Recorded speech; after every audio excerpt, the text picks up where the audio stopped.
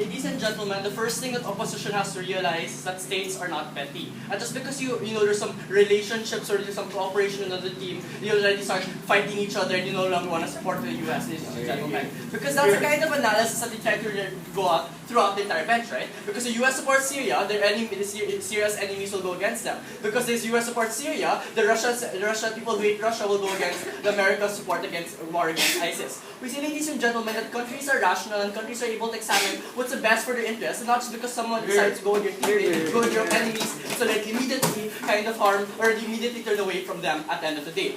I have two issues for you today. Firstly, is it principally right for the US to join the fight against ISIS? And this is where we'll deal with the opening opposition's case and this entire idea of the democracy and fighting for freedom.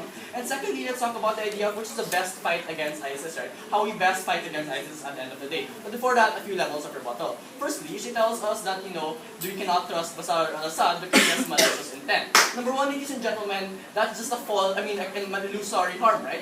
What is the harm of us not being able to trust Assad? Even if he has malicious intent, what can he possibly do, ladies and gentlemen? Given that coming from my partner, he already told you that if he starts doing human rights violations once again, we'll continue the bombing of him at the end of the day. You see, ladies and gentlemen, we have countermeasures to make sure he doesn't start harming other people and just continue to fight against ISIS. In fact, when we have this cooperation, that's why we get the more regulation, that's why we get to regulate Bashar al-Assad even more. No, thank you. But secondly, they rehashed their opening and talking about this entire idea of losing support of the allies. Mr. Speaker, coming from my partner, we differentiated supporting the Bashar al-Assad regime and cooperating with them. Because he told you that supporting them is allowing them to continue their free reign over, these people's human rights violations. But cooperating, ladies and gentlemen, is relies on the idea that we're just making sure that we have the same interest we have to fulfill at the end of the day. Ladies and gentlemen, just because I cooperate with ISIS doesn't necessarily mean I'll start supporting them at the end of the day. But more than that, even if, ladies and gentlemen, even if I do support ISIS, or do support Syria, the idea of the countries not being petty and start shifting their support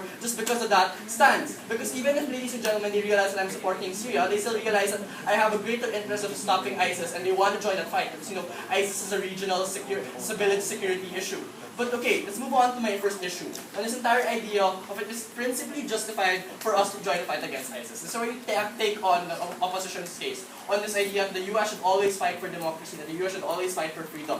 Ladies and gentlemen, we have to realize, number one, we deny the fact that the US always fought for freedom or always used diplomatic or democratic means to get its goals. And if I gave you examples of how they supported Marcos, for instance, or how they support the dictators in the Middle East to make sure to stop communism. We see, ladies and gentlemen, what is the rationale behind that, right? Because the US has varying interests and the US has varying values it has to fight for. So even if, ladies and gentlemen, we lose this pro-democracy thing, we have to compare the kinds of values they get. You get the more democratic means on our side, but we see the values of protecting human rights, for instance, the values of ending the war and human atrocities of ISIS have to be weighed in. And let's weigh in now, right?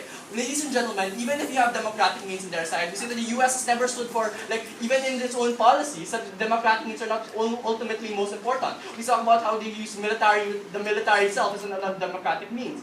Mr. Speaker, the conclusion to this kind of issue is that the US realizes that there's more important values than having democratic ideologies at the end of the day. What are these? Protecting human rights violations, for instance, or protecting people from being oppressed. We say getting regional security, ladies and gentlemen, is a greater value than protecting this opinion. But before that, defend yourself. We are saying that America's validation of Assad only empowers his interest to keep power and to do that intergenerationally because it's gaining his legitimacy of USA. It also fuels the civil war, which fuels all the tensions you're afraid of.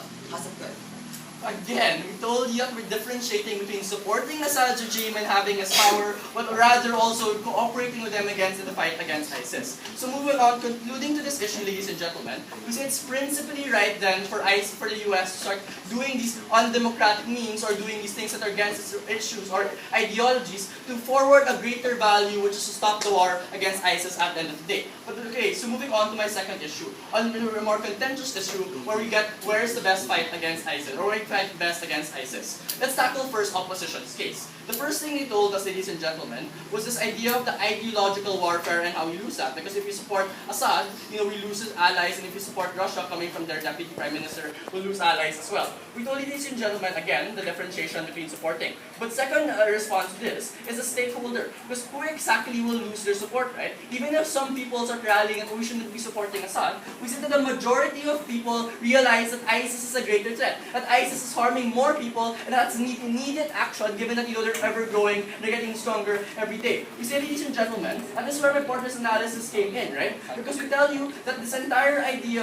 of getting the support of the people gets better on our side because we get this social currency, we get increased social currency when you start supporting wars, or when we start supporting the war against ISIS at the end of the day and protecting them more than that. But secondly, ladies and gentlemen, we start talking about this idea of social currency, on how they get to get trust of people because individuals are able to support them or they're doing the right thing. Ladies and gentlemen, we say that, number one, the social currency that you get for defeating ISIS is way greater than the social currency you get for making shady deals with Assad at the end of the day. But secondly, ladies and gentlemen, we have to look at the value in this debate, right? Because even if, for instance, people start lessening their trust to America, we have to realize what's the immediate harm of this, right? Or the immediate harm of them not being able to trust it in the future is less than the harm of them not being able to supply this fight against ISIS right now. We say, ladies and gentlemen, that the value in this debate is not only about the future generations, but how exactly we defeat the war against ISIS, and it's better off in our side of the house.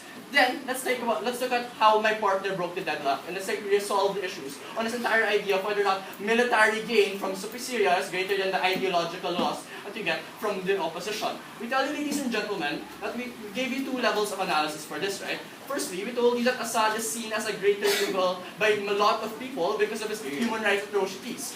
What is then with their policy? How do we fix that, ladies and gentlemen? Given that the US are supporting, the war against ISIS with Assad or getting cooperation, it sends a message to the people on the ground, ladies and gentlemen, who are not sure who they should support, that ISIS is the greater evil. That ISIS is probably the greater evil because even the enemies can be together to go against ISIS at the end of the day. But in the second level of analysis, he told you that in the recruitment, and we try to tackle it from the ground, you said recruitment is worse on their side because you lose the united front that we're trying to fight for, right? Because we say that when you start to support, when the US and the Syria, two of the major factions go against the ISIS, we say it's easier for them to push against the idea of extremism, it's easier for them to start not going into, these extremist methods at the end of the day. And because we have proven to you, ladies and gentlemen, number one, why it's principally justified, but number two, why it's more pragmatic on our side of the house, and we elevated this debate to the idea of getting support of the people and getting the support on the ground, we see that Savior Black is going to the semis. Thank you.